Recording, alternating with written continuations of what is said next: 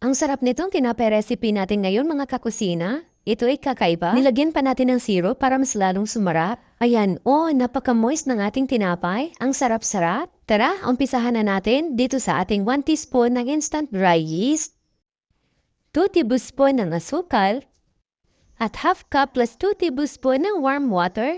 Warm water ang ginamit natin para mas mapadali ang pagpaalsa natin sa ating dough. I-mix-mix lang po natin ito. Tsaka natin ilagay ang ating OB food color. At optional lang po ito, pwede na hindi nalagyan. Lagyan din natin ng 1 tablespoon ng margarine at 1 tablespoon ng shortening. Kung walang shortening, pwede naman margarine na lang lahat ang ilagay. At ilagay na natin ang 1 3/4 cup ng bread flour.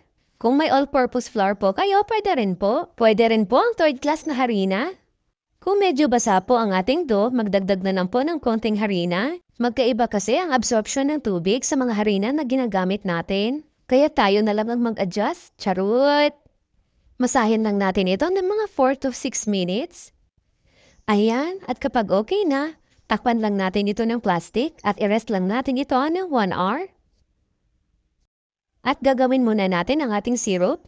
Maglagay lang ng 1/8 cup ng asukal at 1/4 cup ng tubig. Maglagay lang tayo ng konting OB flavor. Kahit anong flavor na gusto nyo, pwede po. At 3 tablespoon ng condensed milk. I-mix-mix lang po natin itong mabuti at iset aside. After 1 hour, ayan, nag-double na ang size ng ating dough. Loaf pan kasi ang gagamitin ko, kaya ganitong shape ang ginawa ko. Pero kung round pan, bilugin nyo na lang. Ayan, at islice lang natin ito. At i-transfer lang natin ito dito sa ating baking pan. At nilagyan ko lang ng parchment paper itong ating baking pan at i-rest lang natin ito ng mga 30 minutes. After 30 minutes, ayan, umalis na ang ating dough. At ilagay na natin ang ating syrup.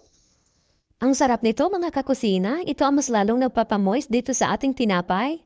At ready na ito para ilagay dito sa ating mini oven. Na-preheat ko na po ito.